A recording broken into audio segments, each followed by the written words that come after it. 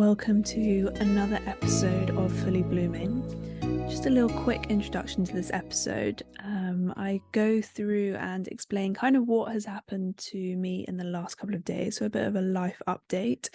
I unfortunately had quite a traumatic incident happen a few days ago now. Hence, if you're watching the video, I'm actually lying sideways on my bed because it's pretty painful to be sitting in a chair right now and bending my knees, so I'm just trying to keep my legs as straight as possible. So I kind of explain what happened a little bit. Don't go into too many details, but enough for you to get the idea, and then kind of talking about trauma and how to work through it, how to be able to sit with it, and kind of what the process is going on, the process that is going on within our minds, and why it's a little bit harder to process trauma and it's all a little bit more disjointed than our normal memories or thoughts. And then we go into shame. So I talk about how I felt shame about what happened to me, and kind of just expand on that and talk about how shame, we really put such an emphasis on it in our societies, and it's a very good mechanism of keeping us closed off from our emotions, closed off from our desires, our wants and needs. And I think so many of us have been shamed, consciously or subconsciously, growing up over the years. And I kind of just talk about how it also came up with a client recently, and almost this feeling of wanting something and feeling this shame for it.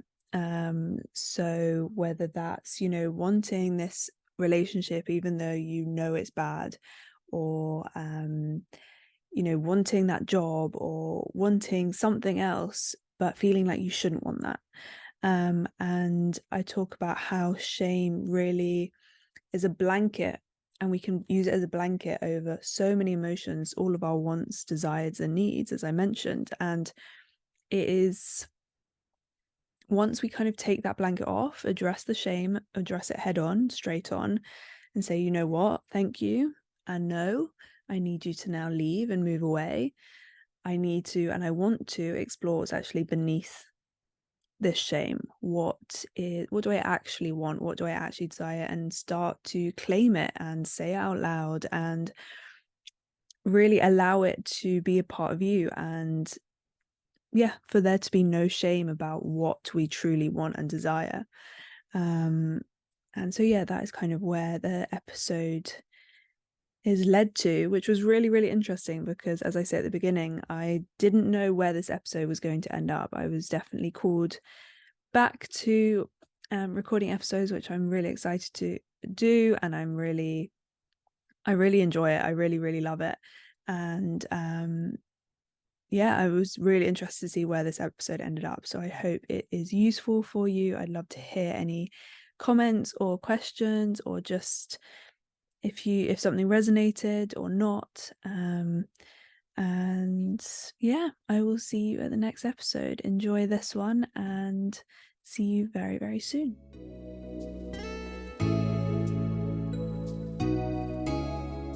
All right. Hi, and welcome back to Fully Blooming. I'm really interested to see what comes out of this episode, because I've been getting the nudges the last couple of days to do an episode, and I'm not 100% sure what it's going to be about. I have some ideas. There's been a few things that have happened, let's say, in the last 4 days. I'm not where I thought I was going to be physically, in the country. If you've listened to my previous episodes, you'll know that I'm in Sri Lanka, and I still am, but just not where I expected to be within the country. And I'm actually not where I thought I'd be in my body physically as well. So I'll get onto that in a bit, but I am going to pull a card for everyone. Today it's the 22nd of August, so let's pull a card for the rest of the week. We've got Mercury retrograde starting tomorrow. We've got the sun going into Virgo today. If you follow the Western astrology, I'm not sure what it is in the Vedic astrology. Mercury retrograde is going retrograde in Virgo as well. So lots of very interesting things happening. I feel like I've been saying that all summer. Let's see what card kind of wants to pop up today. And again, take this. If it resonates, it resonates. If you want to skip this bit, skip this bit. If you're a little bit curious and you're like, what is she on about? Stick around and see. So today we've got the golden children. So again, if you can see, I've just held it up to the screen there. But again, like I did last time, I will give my own interpretation and then also read out what the book says. So again, we've got another portal. I think we had something similar last time, and quite a barren landscape. But all of these kind of people walking towards this portal, all glowing, all very bright, but also this kind of like translucent shimmer over the whole image. And behind this portal is what I'm reading as the sun, but also a huge source of energy. And what is really coming to me is this barren landscape. But somehow these people, these beings are glowing and they're thriving in this environment. And it's almost like being called home. Despite the barren landscape, despite kind of being in the middle of nowhere, there is something very clear right in front of them that they are kind of stepping towards. So again, if you're watching the video, that is what was pulled for all of you, or maybe just one of you, today. So the golden children. So also if you want to pause the video and watch it, or maybe you've even got this deck of cards as well, and you can look at your own deck and pull out this card and see what it means to you. But what it says is the golden children, the children of the sun, are highly advanced, extremely intelligent souls who are incarnating increasingly on planet Earth. They have little or no personal karma and possess incredible gifts and intuitive abilities. Golden children are born with a very clear mission. Many remember it from a young age and begin answering and sharing it early in life. Due to their unique intelligence, they may find themselves easily bored at school. Most have never incarnated on Earth before, and so if they're not supported in the right ways, they struggle with physical life here. They're often referred to as the new humans. If you pull this card, it may be a sign that you're being called to mother, father, or nurture a child. You may be called to tend to your own inner child, a creative idea or project, or a new beginning. To treat yourself or the new beginning with sweet, tender love.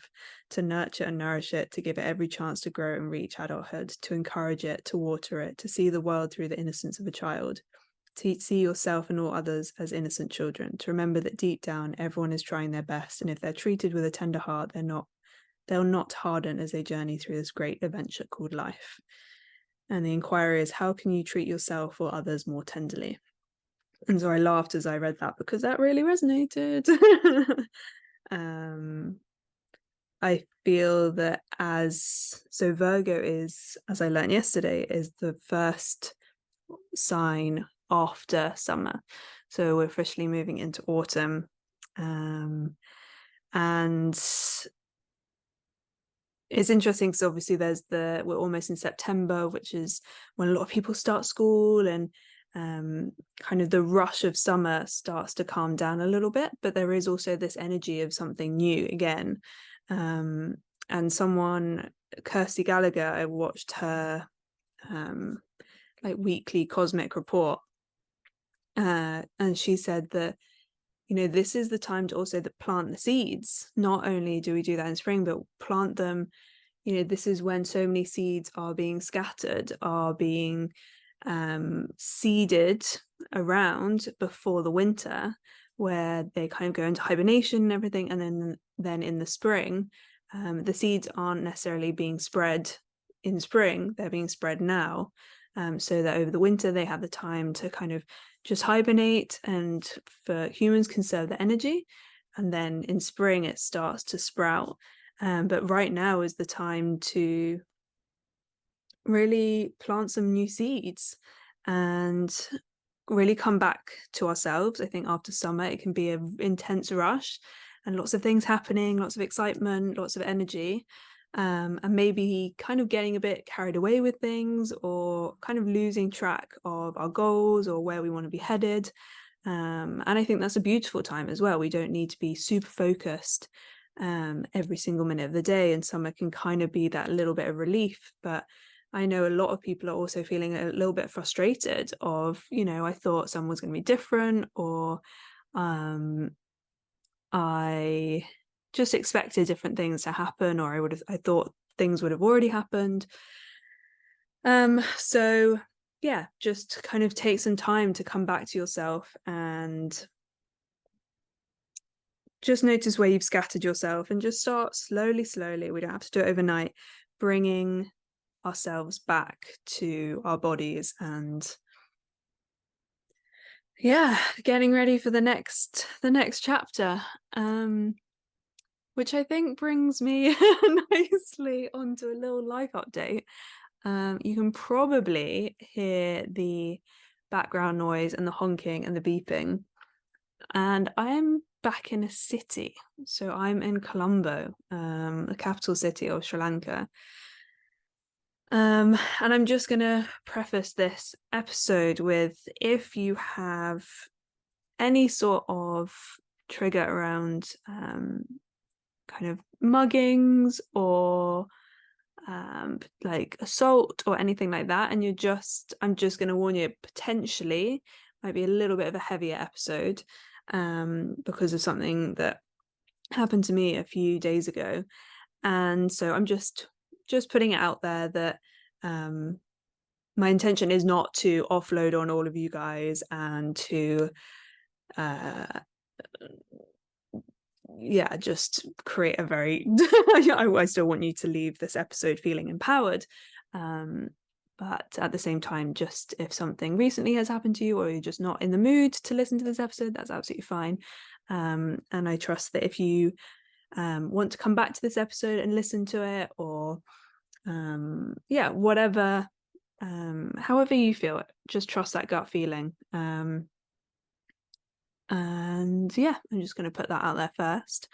So yes, I am back now I literally landed here and drove straight to Aragan Bay, which is where I was for 6.5 weeks until last Friday. And then I traveled up north with some friends to start exploring the country a little bit, because I've been in that place for quite a long time. As I said, 6.5 weeks, and I was ready to kind of explore. It was time. And unfortunately, the day after I arrived in this new place, I went for a walk after breakfast, and a man followed me. And it only happened a few days ago, so still feeling it a little bit. But I went to kind of a little hill, about 500 meters from the main road. And a man followed me up, and I left because I didn't feel super comfortable, and I wasn't interested in kind of having another half-assed conversation with anyone. And unfortunately, he followed me and ended up trying to take my bag. And then when I didn't let it go and actually swore and screamed at him, which I was not expecting, he pushed me down this hill. So I fell a few meters, scratched my legs, hands, and my right side of my body pretty badly and bruised. And so the next day I came straight to Colombo to go to the hospitals here, because unfortunately the hospitals out there weren't really equipped to deal with my wounds and injuries. And so, yeah, now I am here in Colombo, and I mean, even still talking about it, it still shakes me a little bit.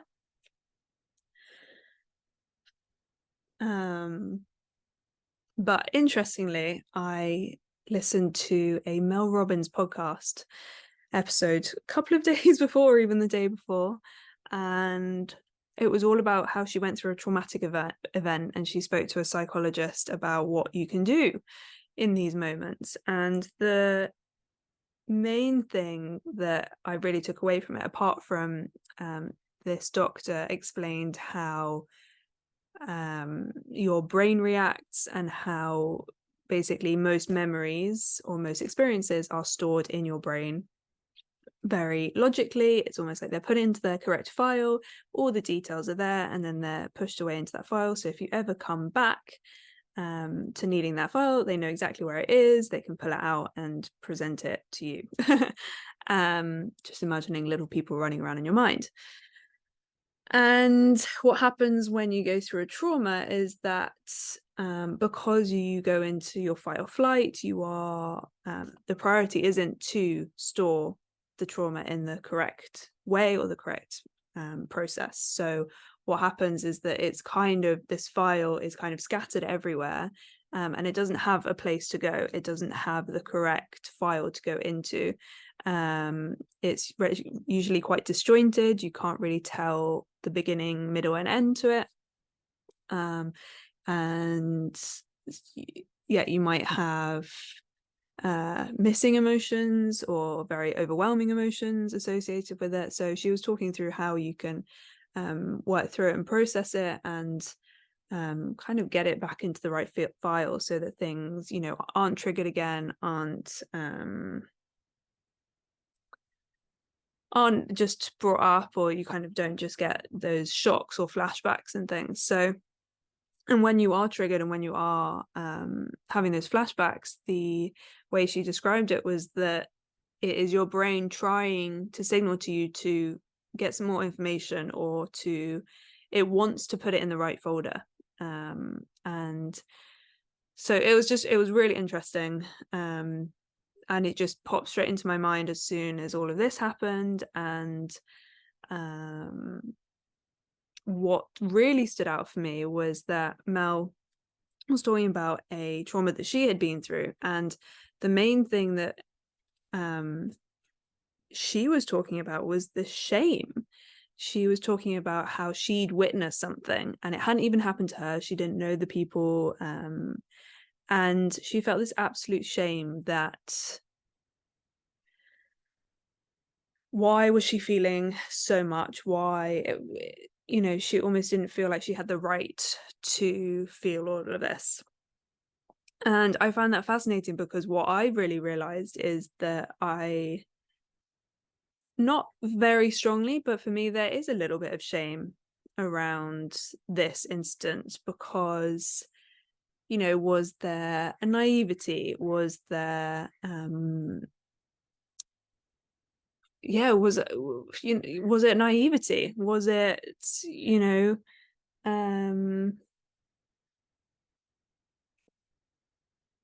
was I wearing the wrong thing? And I think the shame hasn't been helped by certain, you know, authorities that I've had to deal with, and I don't want to go into specifics, but different people in different positions that I've come into contact with over the last few days, who asked me, you know, were you alone? I said yes, just as I've been for the last 7 weeks. But there was kind of a feeling that, well, you shouldn't have been alone. And it's this, it's really, as you can see, I'm still trying to process it, because it's exactly the same as whether I was in London, and, you know, the whole situation with women and them walking home alone. And or potentially wearing the wrong thing, or almost as if I brought this upon myself. And there's a lot of anger with that. There is a lot of anger within me about that. I feel that a lot of anger towards this person has really dissipated. I'm not going to speak more about that, but there is this anger that comes with this shame, and it comes from this place of, why on earth would I feel shame about this? Why on earth have I been conditioned and grown up in a world where women are being shamed for walking on their own, or for what they're wearing, or I don't know, for even listening to music whilst they should have been more aware or something, you know? And it's not it's frustration. It's just so much frustration of, why on earth should I feel any shame about this? It was not my fault. It was the middle of the day, even though that shouldn't even be an option.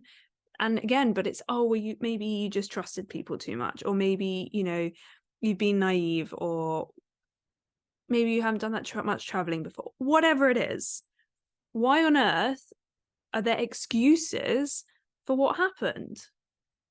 There shouldn't be. I am respectful. I wear the appropriate clothing. I don't wander. Like, I've been on my own this whole time and nothing has happened. And of course you're careful. Of course you're going to be more careful if you're walking home in the middle of the night, if you're doing X, Y, Z. And unfortunately, women just have to do that at the moment. And there is also, how you carry yourself, what kind of energy are you putting out? But yeah, I remember meeting a friend at the beginning of this trip, and we were walking with a guy, and we were like, oh, do you ever put your key between your knuckles? Do you ever just jangle your keys around so you can like, if anyone's following you, they know that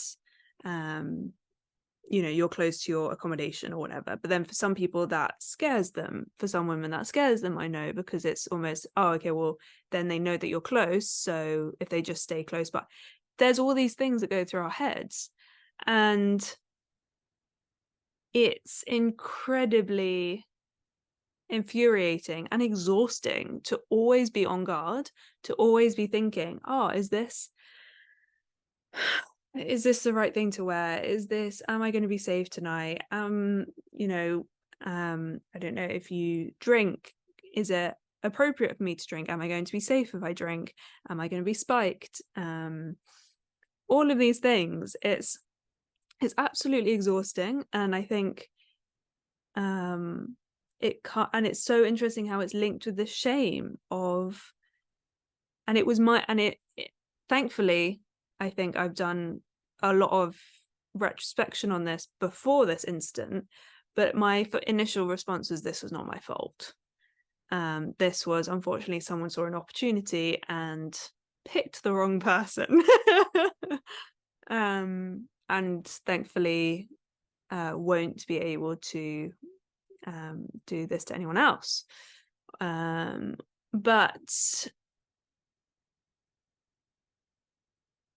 of course, I wish that one day we can live in a society, in a world where we do not need to think about that, and we do not need, sorry, I think I've just seen a bat, but surely not, or maybe just a huge crow. Just flying very slowly. Anyway, distracted. Hopefully we can live in a society and a world at some point where this isn't taking up our brain capacity, isn't taking up our thought process as we go out for an evening, or even just go for a walk in the middle of the day. That would be nice. That would be great. But again, I think if anyone has gone through something like this or similar or worse or whatever it is, God forbid, but if you have, just know that this was not your fault. This was not your fault. And I think if this has happened a few years ago, I would be in a very different headspace with it. Sorry, I'm just trying to straighten my knees and my legs, which is pretty painful at the moment. But what I have actually really been very grateful again for is all the different modalities, the practices, the observations that I now can do with myself, and have been really working on myself the last couple of days to get through this, so that this trauma can be filed properly, so that I can work through this and it doesn't affect how I trust people. It doesn't affect my love for this country. It doesn't affect my ability to move forwards from this, and not, how did they describe it? Almost allow it to become a part of your story.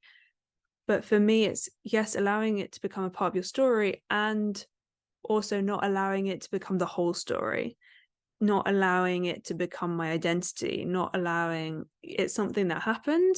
What can I take from this and move forwards? Because as soon as you get stuck into that pattern of, this is my story, this is what happened to me, this is victim mentality. And for me, that is something that I really have worked a lot on and helped my clients with move through. It's, what identity, what mentality do you want to have moving forwards, rather than thinking, this happened to me. And at the end of the day, we've all got different types of stories, we've all got different experiences, we've all got different traumas, but at the end of the day, we all do have something. And this was also something that podcast was speaking about, was there is not a hierarchy to trauma. There is, I think a lot of people think, oh no, but this person has been through this, my trauma is not as bad as that. Or I shouldn't be complaining because I haven't been through that, I've only been through this. And actually, it doesn't matter. Every person's experience is completely valid, and what has happened to you happened to you. And thank goodness that nothing worse, in inverted commas, happened. But it also doesn't make it, it doesn't make it any less valid, however bad, again in inverted commas, or traumatizing it was for you. So again, don't go into comparison with your traumas. Don't go into victim mode with it. Of course, at the start, it is completely and utterly normal to go into victim mode with it. Something really bad happened to you, and that is something to acknowledge and to, of course, grieve and really sit with it if you feel that you can and are capable of doing that, or asking someone for help. I've spoken to a lot of friends over the last few days. I had an energy session today. I am doing a lot of different modalities and working on myself the last few days. The work never stops, but sometimes it gets a bit more intense. And when you feel ready, you will know that, okay, yes, now I can move out of this mentality. I'm ready to take what I can from this experience and move forwards in it.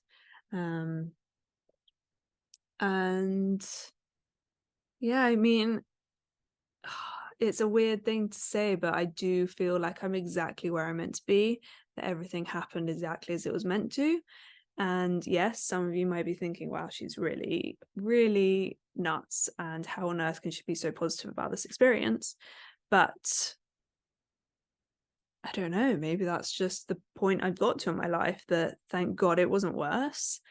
Thank God I'm okay. I'm staying in a great hotel. I'm surrounded by really supportive people. The people in this hotel have been incredible.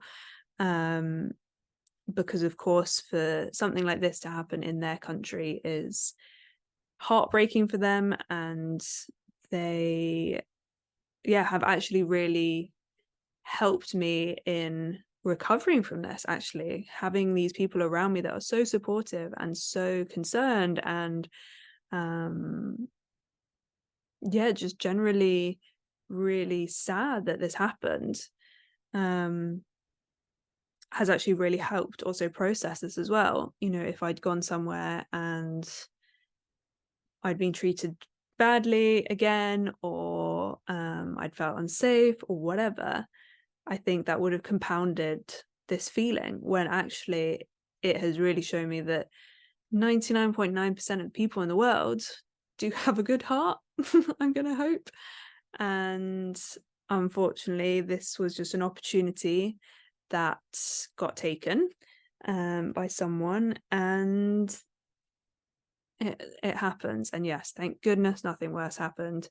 I am absolutely fine, and using this opportunity to really crack on with podcasts and building my website and really figuring out my next steps, because at the end of the day, I have no idea where I'm going to be in 2 days, which I'm very, very excited about.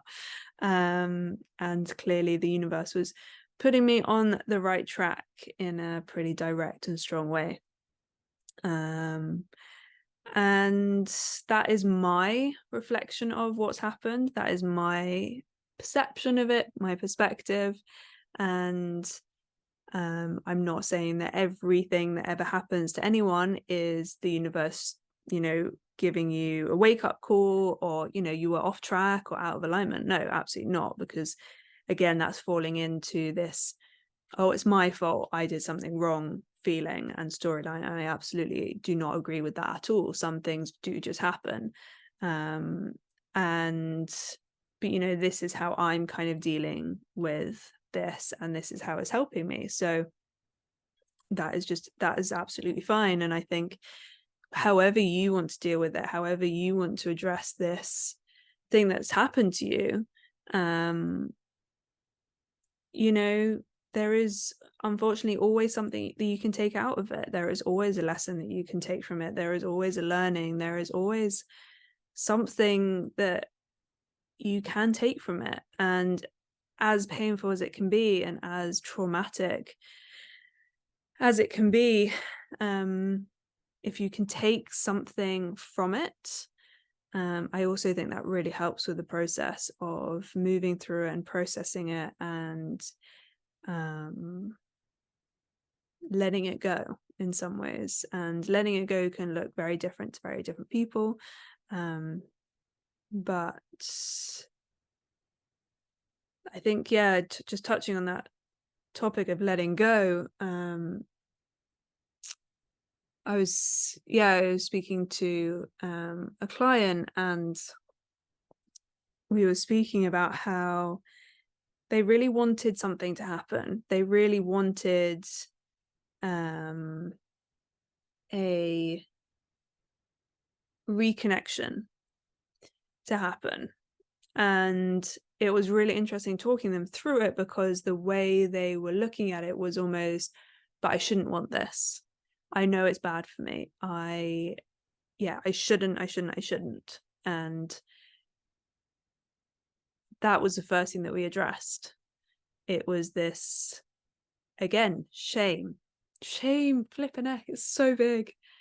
It's this shame of, I shouldn't be feeling like this. I shouldn't want to reconnect. I shouldn't this, I shouldn't that. And again, it's, let's take shame out of the picture, because it stops you from feeling what you want to feel, what your body wants you to feel, the emotions. It really stops you from acknowledging them, because shame is like the cover. Shame just puts a nice little cover over everything, and we're like, oh, well, I'm just feeling really shameful about this, so I'm not going to address anything else because this is not something that I should be feeling. And I think it happens in relationships. I think it happens after instances like this that I've just been through. It happens in work situations. Shame covers a lot with its lovely blanket, but the main thing that we focused on was, okay, well, can we remove the shame and see what's underneath the shame?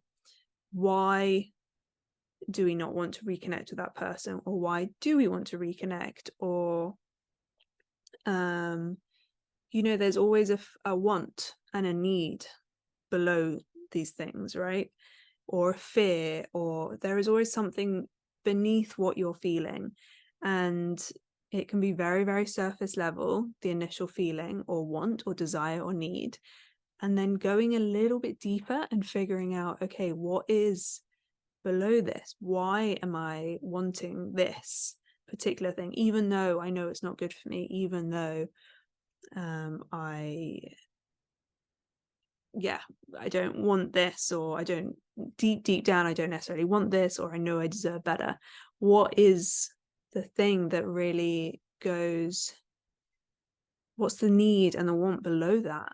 So for example, if it's let's take the example of, I broke up with someone, or they broke up with me, and I know it was a really bad relationship, I know it was very toxic, I know blah blah blah, and yet there's something within me that wants them to reach out, or wants them to call me, or I want to bump into them, or whatever.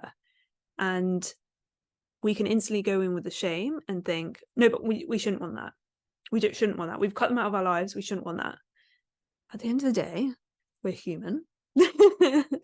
Okay. And it's okay. But rather than looking just at that shame and just ignoring it and be like, nope, we're not even going to look at it, that is going to get louder and louder and louder within you. Okay. That is it's not going to go away. It's going to be there.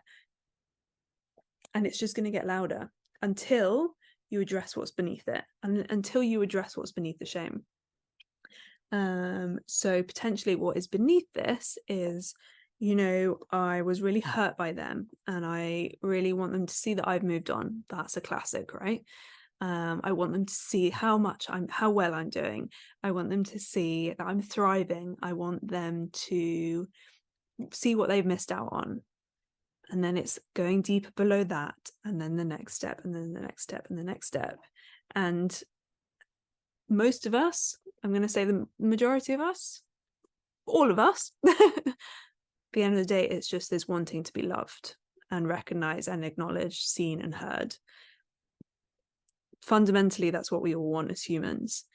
And once we remove that shame, it allows the other emotions to come up. So feeling the abandonment, feeling the potential fear of rejection, or of the actual feeling of rejection, whatever it is,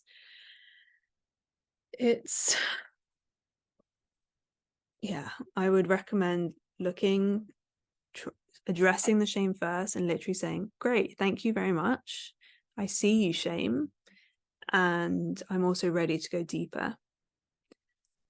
And then allowing yourself to just sink into that little bit deeper and deeper and deeper, whether you're doing it with someone, with a friend, with a therapist, with a coach, with a healer, with a parent, whoever it is, with your journal, with your own voice notes, whatever it is, just allowing yourself to go deeper and deeper, because if we just stay on the shame level, it's really, really hard to move past it, allow it to go, and move forwards, to be honest. Because if we put any shame on ourselves, it is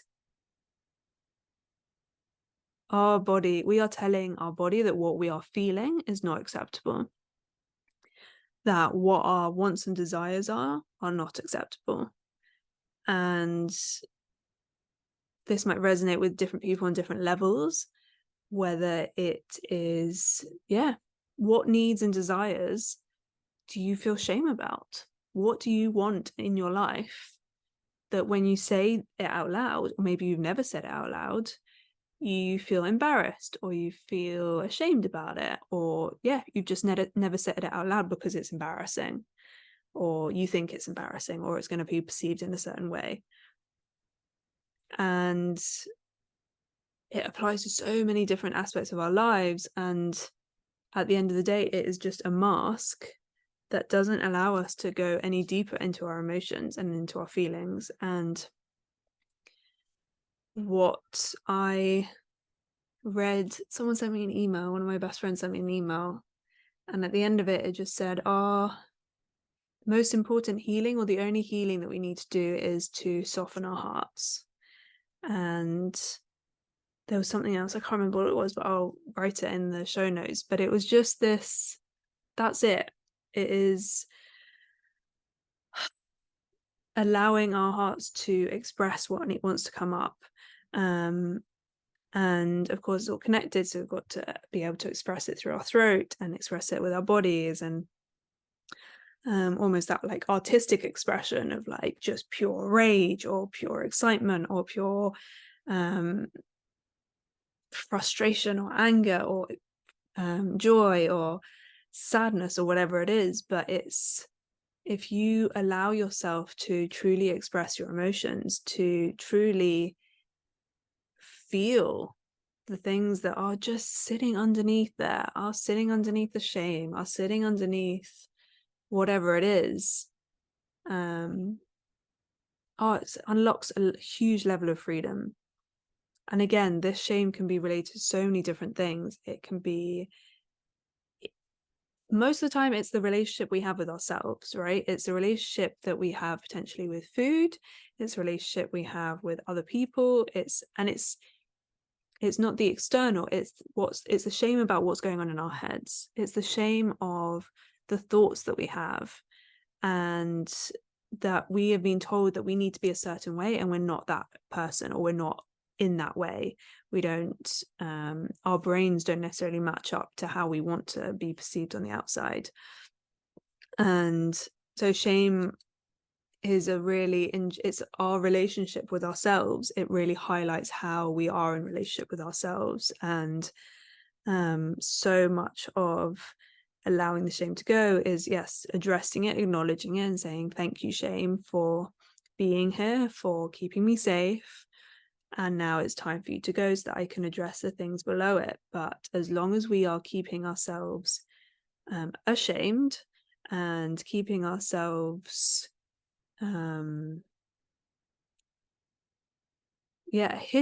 I guess, because of our shame, because we don't want to say out loud, we don't want to voice it, as soon as we do something about that shame, and potentially say out loud for the first time, even if it's just to yourself in the mirror, or just really addressing and identifying, what do I feel shame about? And sometimes that's enough to just let it go. Sometimes you may need to go a little bit deeper.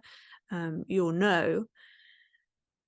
But once we can start moving through that, then that's kind of where we unlock into the next chapter, or the next kind of adventure or experience, or unlocking of that next fullness of our lives.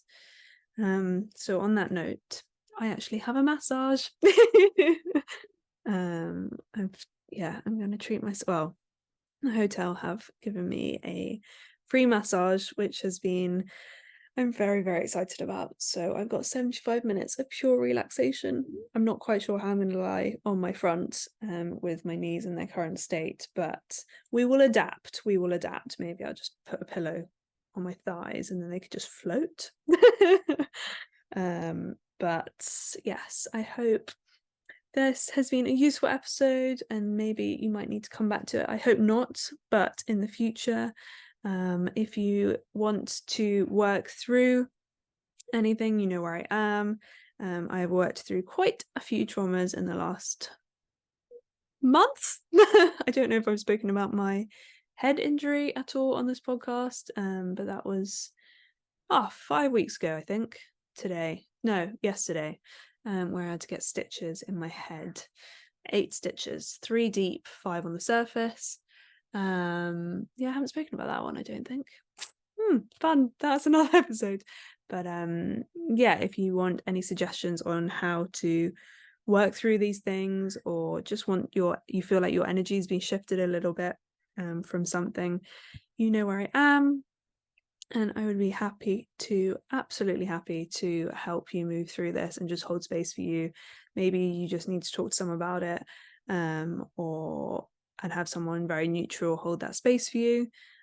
Whatever it is, if you have any questions or are curious about how I can help you, you can book a 30-minute discovery call with me. The link I will put in the show notes. It's also in my link tree. And as I said, I'm building my website at the moment, which I'm very excited about finally. And if you have any questions or you want me to answer any questions on the podcast, I'd be more than happy to. And again, thank you. I absolutely love seeing the numbers go up and seeing how many of you guys are listening and sharing, and it's really, really exciting, and I'm so glad to be back. I feel that I took a bit of a hiatus after the head injury, because everything was shaken up. Hello, Saturn return. And things are looking very different. I feel very different already, questioning everything, looking at life in a very different way, the dreams and goals and things. And I'm really excited. I'm really excited about this next chapter. I feel like I just keep having next chapters. They seem to be very quick, short chapters, but very intense ones. But anyway, I have got to run. I will stop blabbing. But thank you so much for joining. And unfortunately, all of my videos got deleted. Early Mercury retrograde. Thank you very much. So all of my videos got deleted. And I wanted to put them on YouTube, and I wanted to put them on Substack, because I'm now using that platform. But they've all gone.